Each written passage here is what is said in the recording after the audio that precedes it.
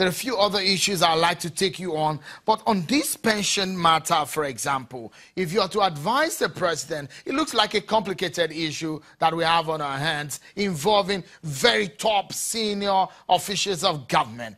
What do you think, beyond setting up committee and showing that he really wants to fight corruption, what do you think President Muhammadu Buhari should do urgently?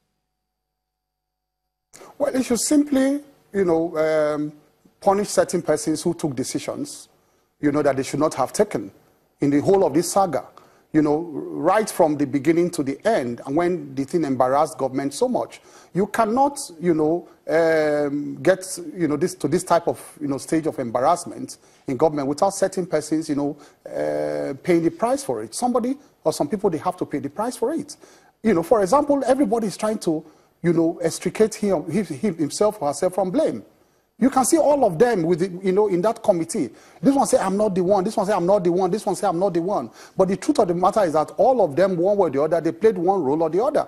For instance, I like the sound bites that have been coming from the office of the head of service of the federal. The sound bites, I warned, I did not warn, I warned, I did not warn. But the office, in the whole of this saga, the letters passed through that office of the heads of service 2 or 3 times.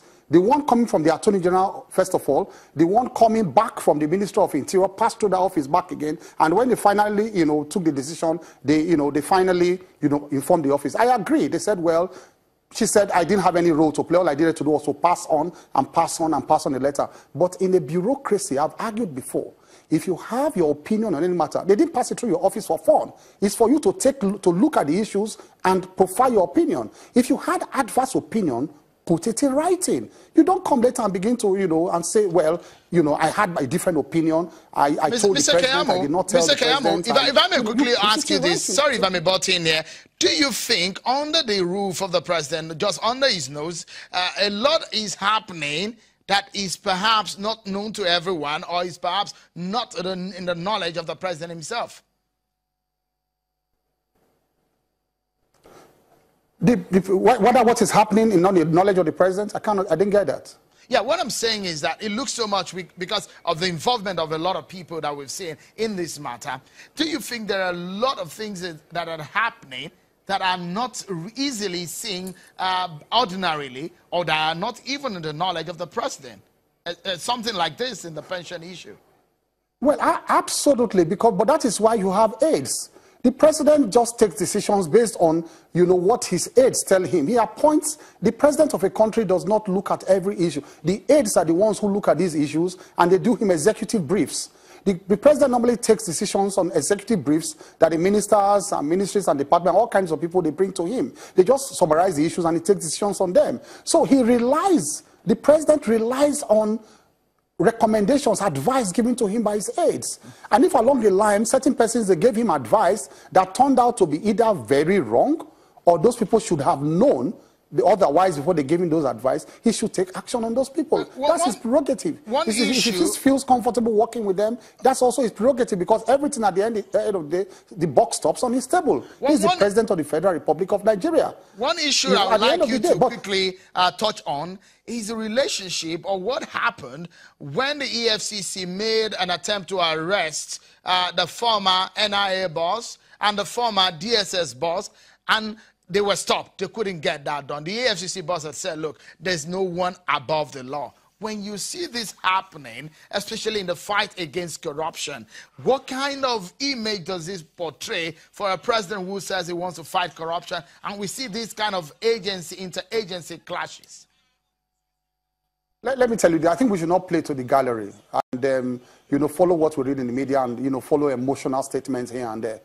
Listen, the EFCC boss is absolutely correct. Nobody is above the law. And that is a correct statement. In fact, it's a cliche.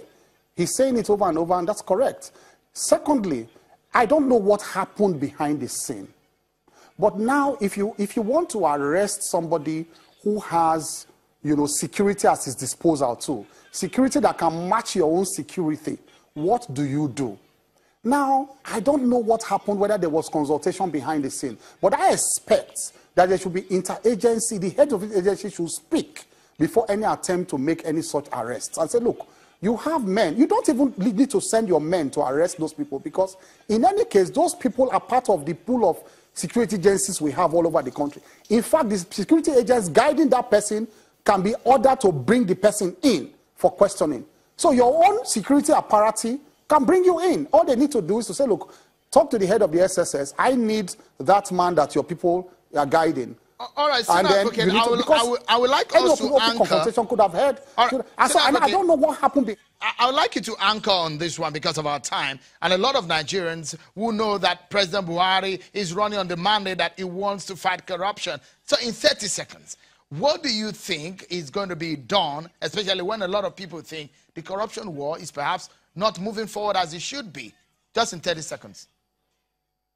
Let me tell you, it's very simple. If you have 500 governments, you will have instances, 500 instances of corrupt practices. So you will not have, even if the mantra of the government is to fight corruption, it does not mean that you will not see any case of corruption. That is so nobody should hang on now to say, oh, the war is collapsing. I do not agree. It is how the government reacts to such issues that is the key to know whether the government is willing to fight corruption or not. And I think in this case, the way the government has reacted to the Maina issue, the president overruled the decision of everybody, sacked him immediately, and all of that. It shows the government willing to immediately react to public outcry regarding corruption. All right, I'm afraid we are out of time, senior advocate, Mr. Festus Keyamo. Many thanks for your thoughts today on the program, but that's how far we can go. Thank you so much, everyone, for watching. I'm sure I'll keep